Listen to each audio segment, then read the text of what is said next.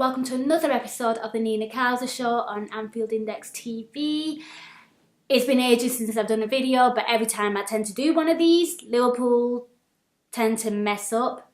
I somehow managed to jinx them, but I've got to keep filming, right? So I thought I'd do something a little different, a Q&A. Hopefully that way the Reds can actually beat Man City and we're all happy. So I took to Twitter and I asked the lovely people for their question and answers, so to speak, anything football related. So without further ado, let's get straight into them.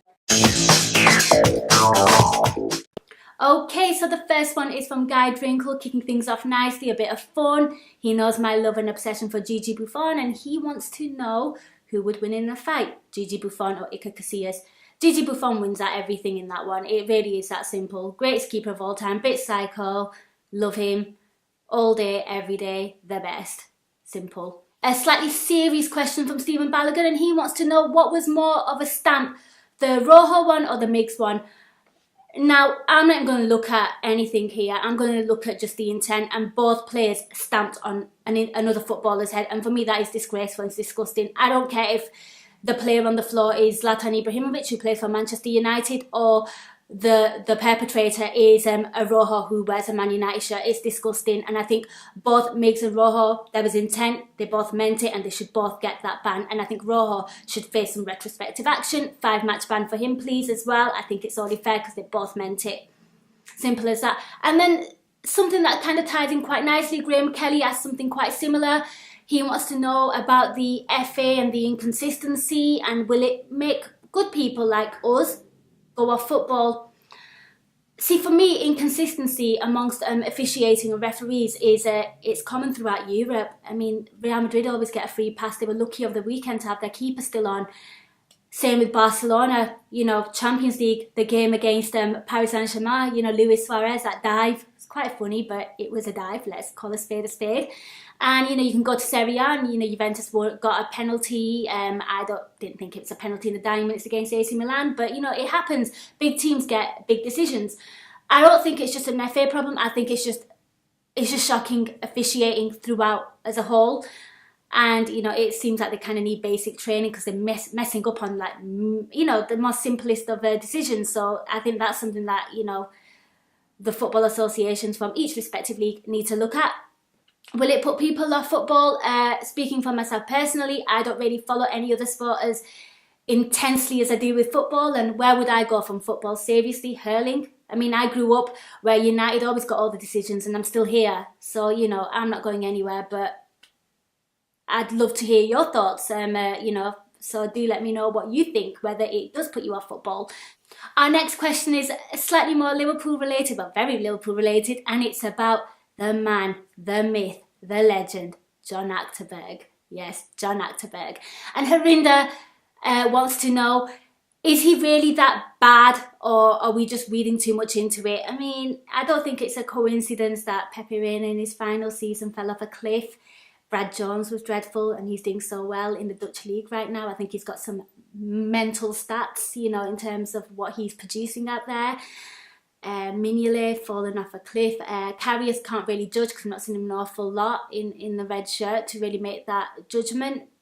I think the only way we can kind of see if Achterberg is truly bad is if there was some initiative, plan, scheme, and we could maybe send Achterberg off to Manchester United and let him train David De Gea, and let's see how badly he falls off that cliff and where Manchester United finish at the end of the season, and then we'll have a true indication whether John Achterberg is truly as bad as what us Liverpool fans think he is. Next question is from my good friend Lloyd, and he wants to know, who would I like to see take over from Arsene Wenger when he leaves? Lloyd wants Roy Hodgson. I see you, Roy Hodgson, and I raise you a 1 Tactics Timmy. I believe he's an Arsenal fan. Match made in heaven, I think.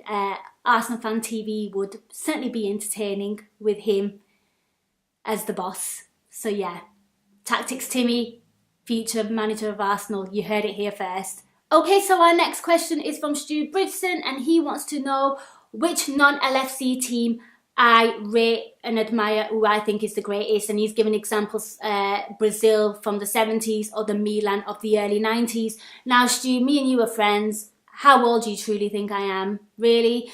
I don't remember those teams. I was much too young for the Milan 90 teams. I can only go off what I've kind of seen. And for me, I really liked the Juventus of the late 90s, mid-90s, 96 era. They were really good. I loved all the players that they had there. Massively underachieved, made 3 Champions League finals, only won 1. That is an absolute shame because there was just so much world-class talent in that team. I even have so much respect for the Pep Guardiola treble winning side. I thought, you know, attacking wise, they were great. Couldn't fault them. This is gonna, please Liverpool fans, don't hate me for this, but I have to say the midfield of the United treble winning side of Keane, Scholes, Beckham and Giggs was probably the most balanced midfield I ever saw. Made Dwight Yorke and Andy Cole look world class. Says lots. There's a reason why that team won a treble. It was truly exceptional. But for me, the most complete team, and for me this team was littered with world-class talent, bar the goalkeeper. I'm sure you know who I'm talking about. Of course, I'm talking about the AC Milan team of the noughties. Won 2 Champions League, made 3 finals. Exceptional team, so much world-class players. Quality players like some Maldini, Nesta, you know, and then you go into the midfield, Seedorf, Pirlo.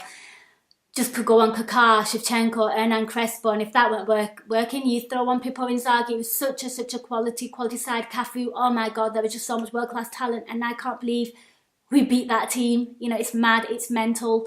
So yeah, I think AC Milan team of that era was probably for me the most complete. It wasn't your static, it wasn't your standard defensive team, if you will. You know, the attacking aspect of that team was equally as exciting and thrilling. So AC Milan. And whilst I'm here, I'll throw a little curveball for myself. The worst team I ever saw, or the most disappointing, was probably the Real Madrid team when they had the likes of Beckham, Figo, Zidane all in one team. Raul, Ronaldo failed to deliver, in my opinion. Everyone thought they were going to take over Europe. Didn't quite happen. So yep, that is the most disappointing team that I've witnessed in my time watching football, shall we say. Okay, so the last question is from Hamir Singh. Can always rely on Hamir to bring it back to Liverpool, bring me back to earth. And he wants to know, are certain players amongst the Liverpool fan base given a free pass? And he specifically singles out Coutinho. As we all know, he's not been playing the best football, not finding his feet, his form, shall we say. Whilst other players like Emre Can, Mignolet, example, Lovren, all those players are your common, you know, scapegoats amongst Liverpool fans. I think you're absolutely right, and I think it's largely down to the position that they play in. I think stereotypically when we tend to forgive strikers a lot more because they score goals. There's, you know, the element of creativity. They're exciting footballers. We let them off when they miss a sitter. However, if a goalkeeper makes a howl or a defender, you know, makes an absolutely ridiculous tackle or gets sent off, we don't forgive them. If, you know, a DM isn't doing his role because they're not scoring and they're not really offering any kind of attacking creativity, you know, to the game, then we kind of I think we single them out a lot more. I think it's down to the position more than the actual player. I think the only exception to that rule would be Daniel Sturridge, and I don't think anyone can question his goal scoring record. I think people just get frustrated with him because of his injury, of course. That's what it all comes down to, his injury record, and I think that's what it all comes down to. So yeah, that was a lot of fun. A huge thank you for sending in your questions. I've had so many. I'll try doing a part 2 maybe next week. So if you've not heard your question, I'm sure they'll feature in that one, providing, you know, they are football related. Please do hit the like button. Don't forget to subscribe to Anfield Index TV. I really need your support. Yarrow needs your support as well. And don't forget to download the Anfield Index app. It's completely free. And then until next time, I will catch you in my next video. Bye.